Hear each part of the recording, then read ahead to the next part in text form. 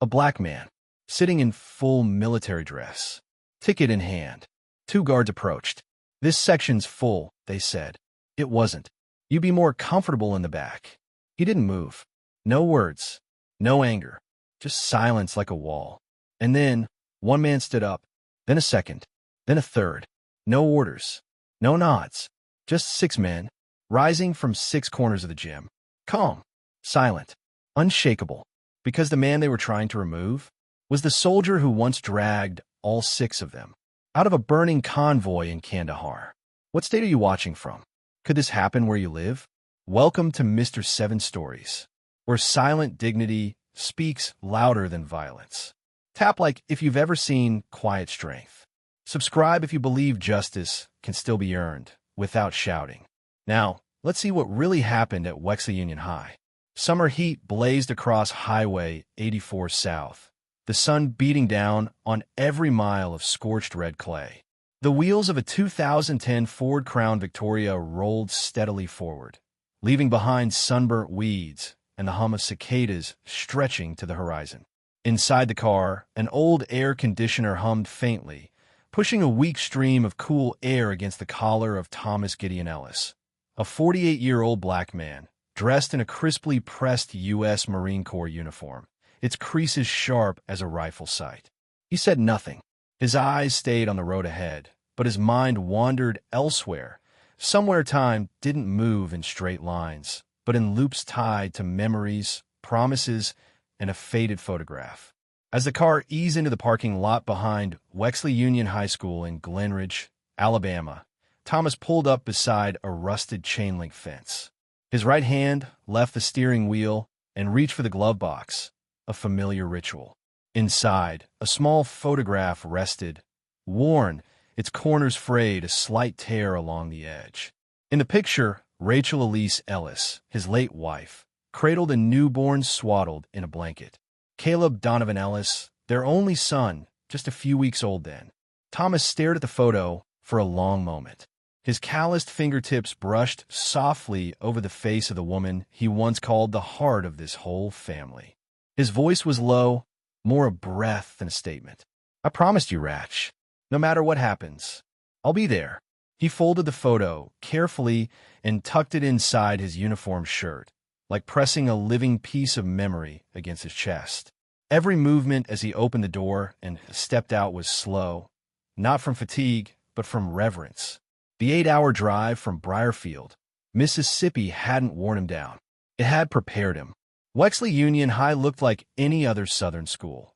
Dark red brick, an American flag hanging motionless against the still sky, and clusters of teenagers buzzing near the gym entrance like it was some small-town holiday.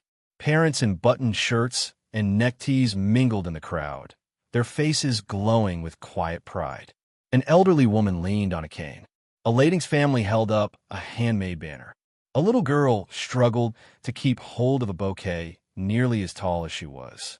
Thomas stood out, not because he was tall or sharply dressed, but because of the way he stood upright, so upright that people unconsciously straightened their own backs as they walked past.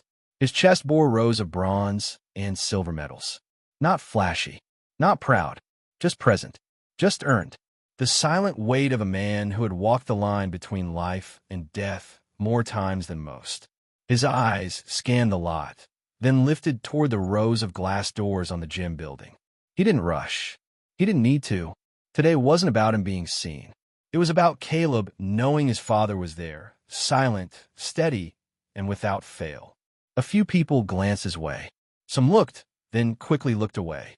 A couple froze for half a breath when they saw the uniform. A middle-aged woman offered a soft smile and whispered something to the man beside her. Thomas didn't react. He'd been a black man in uniform for nearly 3 decades. He knew the difference between a kind glance and a loaded frown. He took a slow, deep breath. Today was Caleb's day, but it was also the moment Thomas fulfilled a final promise to the woman who once held their son and whispered hopes into his tiny ears. He will not walk into manhood without his father beside him. And now here he was, on time, in the right way. No unnecessary words, no wasted motion, just presence. The gymnasium doors swung open. releasing a wave of artificial cold air from the AC system that wrapped around Thomas like a thin mist. Inside, fluorescent lights glared down from the towering ceiling, washing over hundreds of folding chairs packed tightly together. The air was thick with the smell of floor wax, buttered popcorn, and cheap perfume. But Thomas didn't flinch. He pulled out his printed ticket and handed it to a young volunteer near the entrance. The kid furrowed his brow for a split second, then quickly nodded and pointed toward the front row section by the stage. Third row on the left, family section. Thank you, Thomas nodded, stepping forward as if crossing into sacred ground. Around him, the crowd murmured, test audio crackled from overhead speakers, and pockets of laughter and soft chatter filled the gaps between rows. Thomas weaved through a group of students snapping selfies, then reached his assigned spot. The plastic chair wobbled slightly at one leg. He didn't complain. He simply adjusted it and sat down, back straight, hands clasped gently on his knees, eyes forward, locked on the stage where a silver banner stretched wide. Wexley Union High School graduation, class of 2024. He scanned the room, catching a few fleeting glances. Some turned away quickly. One woman nodded politely. But then, from the back right corner, two men in black polo shirts and cargo pants began walking toward him. They wore uniforms from Orion Tactical Group, earpieces in place, radios clipped to their belts. One was stocky, shaved head, walked with a determined gait. The other was taller, leaner, chewing gum with a bored expression. Thomas saw them coming, but he didn't turn, didn't blink. He simply kept his eyes forward, toward the spot where Caleb would soon walk out. "Excuse me, sir," the shorter guard bowed slightly, voice just above a whisper. "We need you to come with us for a moment." Thomas turned his head slowly, calm eyes meeting theirs. "Is there a problem?" The taller one, Kurt Wexler, cut in. "This section is reserved for graduates' families only." Thomas calmly reached into his coat and pulled out the same ticket. He held it up for them to see. "I was assigned this seat. Third row left side." It was checked at the door. Brent Halvorson, the bald one, didn't even glance at it. Someone reported the sections already full. Thomas didn't budge. "It was full the moment I sat down." "Who gave that order?" Kurt scanned the room quickly. "We don't want any trouble. There are open seats in the back. Just saying, you might feel more comfortable there." Thomas paused, not because of the volume, but because of the way it was said. You might feel more comfortable there. It wasn't about the seat. It wasn't about the view. It was about being seen, about not being wanted. Old memories stirred. Conference rooms, waiting rooms, diners, places where people once suggested he sit somewhere else. Quieter, out of sight. But he didn't raise his voice, didn't change his tone. He looked Kurt square in the eyes and said, "I drove 8 hours to watch my son graduate. I'll sit where I was assigned." A silver-haired woman seated nearby, likely in her 70s, leaned toward him and whispered, "Don't let them move you." Thomas gave a small nod. No words, just a nod filled with quiet resolve. Kurt shifted his stance, clearly thrown off by the calm he was up against. Brent tightened his grip on the radio strap. Neither of them was ready for what was unfolding. But the auditorium had started to notice. 2 rows behind, a man gently touched his wife's arm and whispered. A student up in the stands raised a phone, angling the lens toward row 3. Thomas remained seated, back straight, silent, and unmoving. The air around the third row seemed to thicken. The distant murmur of laughter began to fade. On stage, the event coordinator tested the mic, but the sound echoing through the speakers was muffled, overtaken by something else. A quiet tension coiled and gathering around a lone man in uniform who sat as still as a bronze statue. Thomas Gideon Ellis didn't move. Kurt Wexler, the tall, lean guard, stood beside him, eyes flicking nervously across the room. Brent Halvorson, broad-shouldered and bald, was starting to lose patience. He hissed through clenched teeth, "I'm trying to help you stay out of trouble, you know that?" Thomas slowly turned his head, dark brown eyes locking onto Brent's. No anger, no challenge, just a look, calm and steady as granite. Then let the one causing trouble be the one to deal with it. Brent gripped the radio again, like he was about to call something in. but the soldier's eyes in front of him made him hesitate. Thomas said nothing more. He didn't need to. In the military, the ones who survived hell didn't yell. They waited. They measured. And they stood their ground quietly. Mrs. Darlene Whitmore, the elderly woman seated beside Thomas, cleared her throat gently. She leaned in, voice low but firm. Don't you let them push you around. This town knows all about those kinds of games. Thomas nodded slightly, brushing the armrest with his fingertips, a silent thank you. In the row ahead, a boy no older than 12 turned to look back, eyes wide. He tugged on his father's sleeve and whispered something. The man, wearing a pale blue dress shirt and a striped tie, glanced up, then looked down at Thomas. Confused, but he didn't look away. Across the room, another student had already started recording. Camera on, pointed directly at row 3, where 2 security guards now stood frozen, unsure of their next move. Kurt lowered his voice, trying to keep things gentle. We're just following orders. If you just move a few rows back, no one's going to make a big deal of it. Thomas looked forward, toward the stage. I came to see my son graduate. My ticket is valid. I'm not moving. The words were short, like a battlefield command, not meant to escalate, but to draw the line. A clear boundary had just been set, and people around them were starting to realize he wasn't there to negotiate. Near the aisle, a young woman in a white blouse, likely a med student, leaned to her friend and whispered, "Who is that man, and how is he so steady?" His friend shook her head, eyes locked on the scene unfolding in front of them. He's definitely not just some ordinary man. Inside Thomas, there was no fire, no rage screaming to be let out, only a steady breath, a quiet readiness, not for confrontation, but for presence. A presence that, while uninvited, could not be denied. And that's what made people hesitate to take one step further. Brent Halvorsen exhaled sharply, narrowing his eyes at Thomas, as if weighing whether to press or pull back. Kurt Wexler kept chewing his gum, but slower now, his confidence visibly slipping. The atmosphere inside the auditorium no longer felt like a graduation ceremony. And then, as if a silent switch flipped in the background, one man stood up. No sound, no outburst, no excess emotion. He just stood. It was Jeremiah Cole Stanton, tall, broad-shouldered, neatly trimmed salt and pepper beard. He wore a charcoal trench over a mandarin collared shirt. He stepped out from the right side aisle seats, arms crossed, gaze locked on Brent like a marksman reacquainting with a familiar scope. Before anyone could react, a second man rose. Marcus Blake Holloway, from the opposite side of the hall. He didn't walk forward. He simply sat back into a seat near the emergency exit, hands folded, his stare, sharp as a blade, fixed on the trio at row 3. Then came the third, Nolan Jace Thornton, who silently left his place from the far left row, climbed 2 steps up, and settled into the dead center seat. Like a sentinel assuming post over a high-value target zone. Thomas didn't turn. He didn't need to. Just the sounds, the measured footsteps, the rhythm of breath, the weight in each step. He knew, one by one, they were revealing themselves. Each man, a survivor of Kandahar. Each appearance, quiet but undeniable. Backstage in the tech booth, a student from the school's internal broadcast team, Leo Zimmerman, was coordinating the feed for the big screen behind the stage.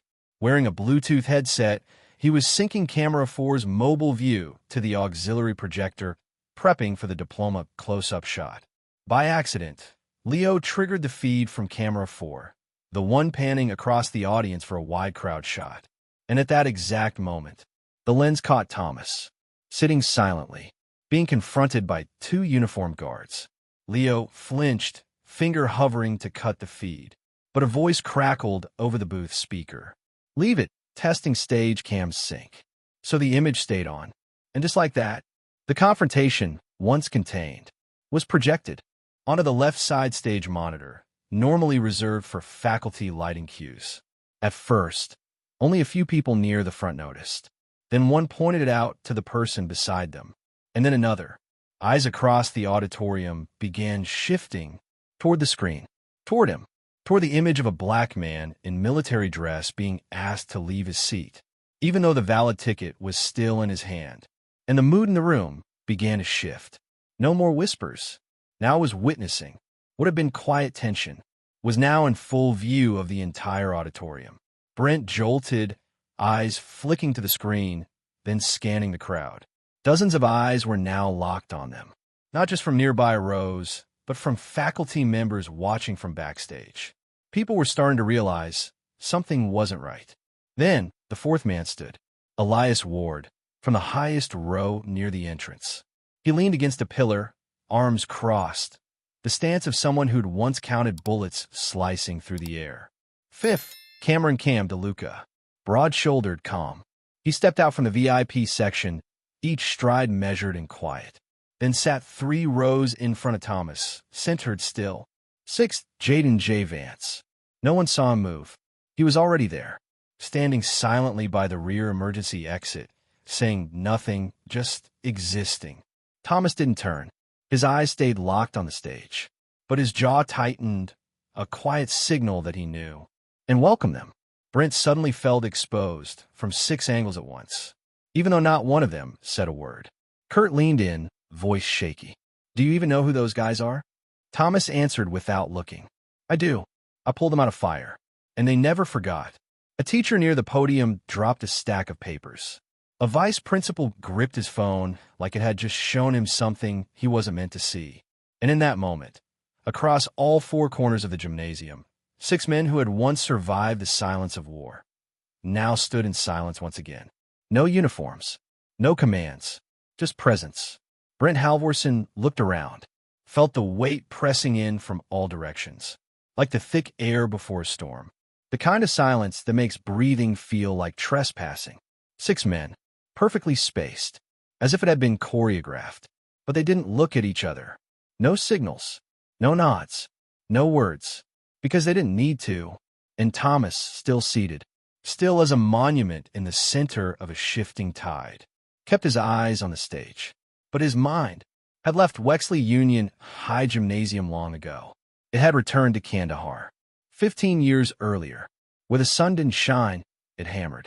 Where the dust didn't float, it sliced. That day, his unit had just completed a 3-day march. Thomas, then Gunnery Sergeant Ellis, was reviewing a map inside the second Humvee in the convoy when a blast ripped the air apart. The lead vehicle launched like a toy. An IED buried beneath the roadside had detonated. Smoke, fire, screams. No hesitation, no waiting for orders. Thomas dove out of the truck, M4 strapped across his back, but hands empty. He sprinted headlong into the cloud of fire. He saw Jeremiah Stanton, just 3 months into his first deployment, wounded in the thigh, dragging a fellow soldier away from a burning wreck. "You're bleeding," Thomas shouted. Jeremiah rasped, "I know, but he needs me." Thomas didn't answer. He just dropped down, lifted them both, and pulled them into the nearest rock cover, without ever looking back. Marcus Holloway had been trapped beneath a crushed vehicle door. Thomas grabbed an entrenching tool, smashed the warped frame flat, dragged Marcus out, and threw him over his back, running through the kill zone under a hail of fire. Cameron DeLuca had been tangled in a snarl of live wires beneath the wreckage. Thomas cut him free with his combat knife, then carried him across a dry field where bullets zipped close enough to burn the air near his neck. Jay Vance, left eye bloodied and half blind, was still firing cover shots, crimson soaking through his collar. Thomas signaled, "Pull back. I'll follow." Jay resisted. "I'm not leaving you." Thomas answered, "Command doesn't mean you go first. It means you're the last one out." Then there was Elias Ward, motionless between 2 wrecked vehicles. Wind howled, rounds tore the air. No one believed there was life left in that space. But Thomas still went. He dragged Elias out, heavy, choking. The smell, molten steel and blood, would never leave him. He was the last to leave that death zone. Back shredded, lungs on fire. But all 6 of them survived. No medals were given, no official commendation. But each soldier etched that moment into his soul, not as glory, but as debt. And now, back in Glenridge, Alabama, the memory vanished like a lightning flash across the mind. Thomas blinked slowly. Brent Halvorson still stood there, fingers stiff, hovering near his belt, his eyes darting, cracking at the edges. Kurt Wexler had already stepped back, lips pressed tight. Behind them, Elias Ward hadn't spoken, but his stare felt like a blade brushing the back of Brent's neck. The side screen still streamed the confrontation, clear enough to catch every shift in breath, every flicker of expression. A middle-aged teacher whispered, "I don't know who that man is, but I know I'd never want to be across from him." Thomas didn't hear it, didn't need to, because he already knew. Right now, the men who once would have died for him were ready to live for him again. Brent growled low, voice strained like the last breath before a fall. "This is your last chance, old man. Either you get up, or I'm going to have to." He didn't finish, but his hand, thick, veined, hardened from years of training, lowered toward his belt. He didn't draw a weapon, didn't grab any tool, but it was close enough. A silent threat, loud and clear. Thomas didn't move, but his eyes, they shifted from stillness to warning. Not fear, just a final caution from a man who'd lived long enough to know when another man had lost control. Beside him, Mrs. Darlene Whitmore held her breath. A nearby girl cupped her mouth, eyes wide. Leo at the tech desk whispered, "Oh, God." His camera still rolling. And then, from the center aisle, a voice rang out. Low, steady, no mic needed. It split the air like a knife. "If you lay a hand on him, the next person you'll answer to is me." Brent froze. Everything stopped at the exact moment it could have shattered. Jeremiah Cole Stanton stepped forward from the center row, the stage lights casting sharp angles across a face that had seen too many sleepless nights and too many flashes from incoming fire. His black coat parted slightly, revealing a gray button-up shirt and a worn dog tag resting against his chest. "Stanton, J.C." Kurt Wexler took half a step back and whispered, "Brent, don't." Brent didn't answer, but his hand dropped from his belt, not because of Kurt's plea, but because he could feel the pressure from every direction, from the audience, and from the 5 men who were no longer seated. No one rushed, no sudden movements, but each man was shifting, taking positions, as if this were a coordinated maneuver rehearsed long ago. Marcus Holloway, the man Thomas had once carried out of a burning vehicle, moved in from the left side of the stage, eyes locked, unblinking. Cameron DeLuca, broad-shouldered and heavy-footed, stepped to the right, positioning himself between Brent and Thomas like a living shield. Nolan Thornton stayed on the steps, but his gaze swept the room with quiet precision, like it was scanning for threats.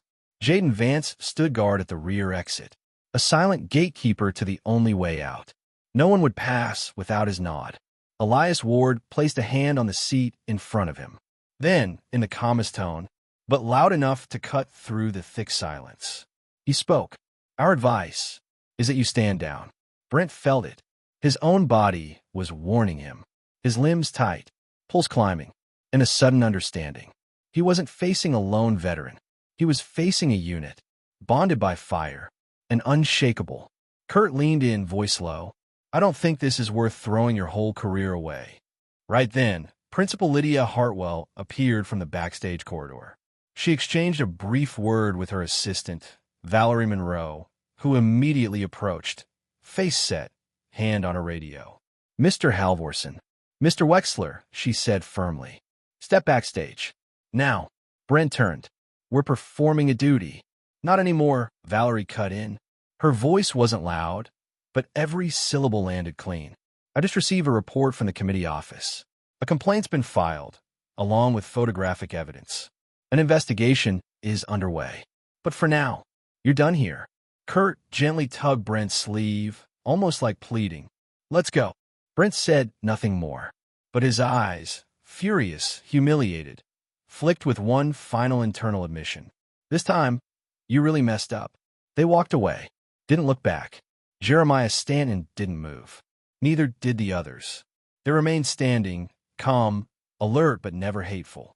And Thomas, still seated, hands resting quietly on his knees, eyes never leaving the stage. Somewhere in the crowd, a young boy whispered, "Whose dad is that?" And from the far right row of student seats, Caleb Donovan Ellis, standing among a dozen of his classmates, stood frozen in place. because he knew the entire room had just witnessed something he would never forget. Caleb Donovan Ellis stood among a long line of graduating students, clad in a black gown trimmed with red and white. His palms were slick with sweat. He stood between a girl with braided hair, her name tag read Marisol, and a shorter boy still fumbling with his graduation cap. But Caleb didn't move, didn't fix his gown, didn't adjust his tassel, because his eyes were locked on the third row, far left. His father was still sitting there, hands resting on his knees, sitting the same way he did every Sunday morning on their front porch, quiet, grounded, calm like an old oak tree. But today, in that very seat, Caleb had just witnessed something that 18 years of life had never prepared him for. His father hadn't yelled, hadn't pushed, hadn't resisted, yet 6 men stood up for him, and the entire room fell silent because of it. Caleb swallowed hard, his chest burning. From where he stood, his father looked small, but the weight of his presence was the biggest thing Caleb had ever seen. As a child, he'd seen photos of his father in uniform. He'd once secretly touched the medals tucked inside the wooden box on their bookshelf. But now he understood. Medals stay still. True honor makes others rise. He gripped the edge of his name card. Then, something no one expected happened. As the announcer called a student with the last name Evans, Caleb took one step out of line. A misstep, out of order. A teacher gestured for him to step back, but Caleb gently raised a hand. Then he turned around, faced the audience. "Excuse me," he said into the mic by the diploma table, voice steady but strong. "I'd like to say something, just for 30 seconds.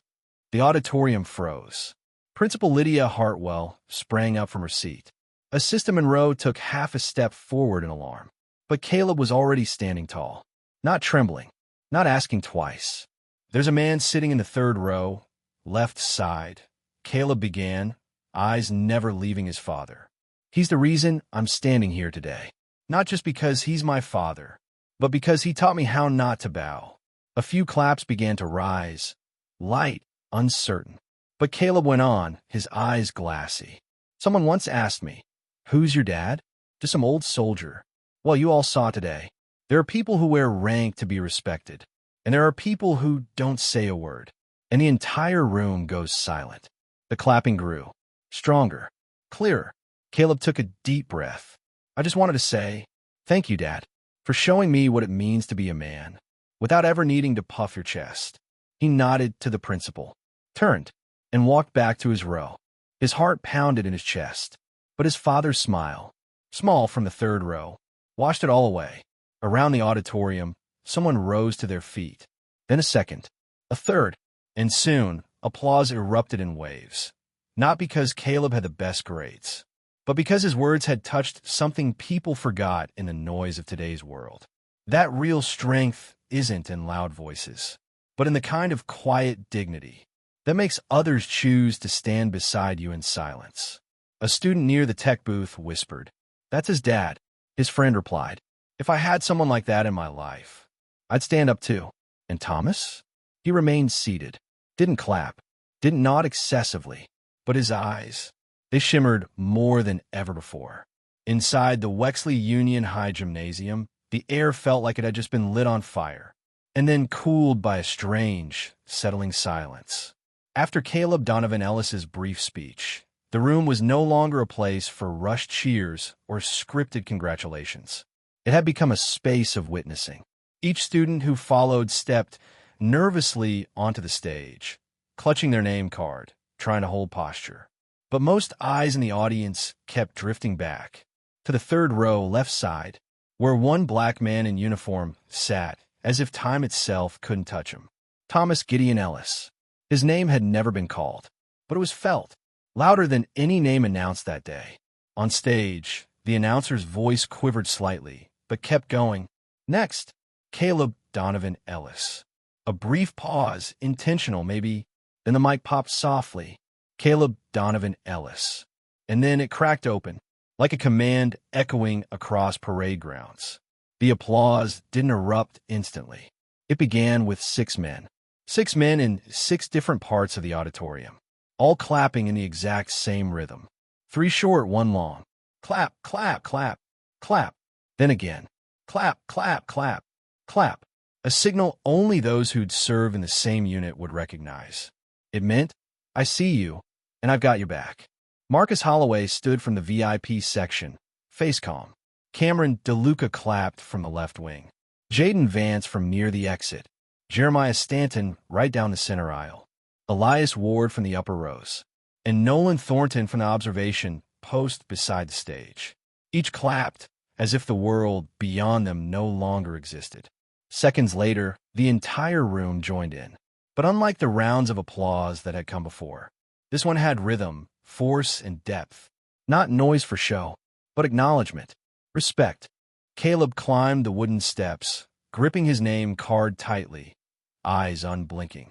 When Principal Lydia Hartwell handed him the diploma, she looked him in the eye and whispered, just loud enough for the two of them to hear. You just taught this entire school, something no textbook ever could. Caleb nodded, then walked slowly across the stage, his eyes scanning for only one thing. And there he was, his father, Thomas Gideon Ellis, still seated. Didn't stand, didn't wave, just a soft, tilted smile, like June sunlight slipping through the pines behind the porch. Caleb met his gaze and saw a single nod. No words, but he understood. You did good, and you were completely yourself. He nodded just slightly, then stepped down. In the auditorium, a student nudged his friend. Who's his dad? His friend replied, eyes still fixed on the stage. I don't know, but clearly everyone does now. Thomas turned his gaze back to the front, his eyes scanning across Jeremiah, then Marcus, Elias, one by one. He didn't nod, didn't signal, just one slow blink. And that was all it took for them to stop clapping. All at once, in sync. The last rays of daylight stretched across the parking lot behind Wexley Union High. Orange-red silhouettes of students and parents drifted between SUVs, pickups, and minivans. The scent of warm plastic and rising humidity from rows of fresh flowers made it feel like the whole town of Glenridge was breathing in unison. Caleb Donovan Ellis stood near the flagpole, his graduation robe draped over his shoulder, diploma still crisp in hand. Friends gathered around him, snapping photos, cheering, but Caleb's eyes stayed locked in one direction. His father was walking toward him, slow, steady steps, with the same unreadable face he'd worn through the entire ceremony. Caleb broke away from the group, walking to meet him, and in the space between them, the world seemed to pull back. You okay, Dad? Caleb asked, his voice low but sure. Thomas Gideon Ellis nodded. I'm fine. You? Caleb hesitated, then looked straight into his father's eyes. I saw it all, Dad, from start to finish. Thomas raised an eyebrow gently. Did you now? You didn't do anything. They threatened you, insulted you, nearly laid hands on you. Why didn't you speak up? Push back like people usually do. Thomas didn't answer right away. He held Caleb's gaze, then glanced back toward the gymnasium, where his fellow SEALs were quietly dispersing as if they had never been there at all. Because I don't have to shout to be heard, Caleb, he said. Real voice doesn't come from volume. It comes from depth. Caleb clenched the edge of his robe. I was angry. I wanted to yell. I almost left the line to run down. But then, I saw the way you just sat there. Thomas turned to him again, his eyes not soft, but something deeper, something forged over years, not taught in any book. Anger is instinct, he said slowly, but dignity is a choice. A reaction might make people fear you, but only resolve makes them respect you, even if they never say it out loud. Caleb bowed his head slightly, voice heavy. They don't deserve respect. You're right, Thomas replied, but I didn't stay silent for them. I stayed silent for you, so you could walk across that stage without dragging the shadow of rage behind you. You deserved a day that was yours. Caleb looked at his father again, this time not with the eyes of a child, but of a young man beginning to understand that strength wasn't about striking back. It was about staying steady when pushed to the edge. I'll remember, he said softly. Thomas placed a hand on his son's shoulder. I don't need you to be like me, he said. I just need you to be solid as yourself. The iron gate behind Wexley Union High swung shut with a soft click, like a quiet period at the end of a chapter now complete. Groups of students slowly began to break apart, bouquets wrapped in bright ribbons tossed into back seats, graduation caps piled hastily into trunks. Only a few clusters of people lingered, still exchanging the words left behind after the applause, the flashes, and the hugs. Thomas Gideon Ellis and Caleb Donovan Ellis walked toward the 2010 Ford Crown Victoria parked quietly under the shadow of an old oak.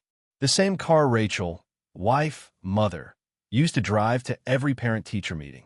Now it stood witness to a new chapter in the Ellis family line. Caleb opened the passenger door, but paused before stepping in.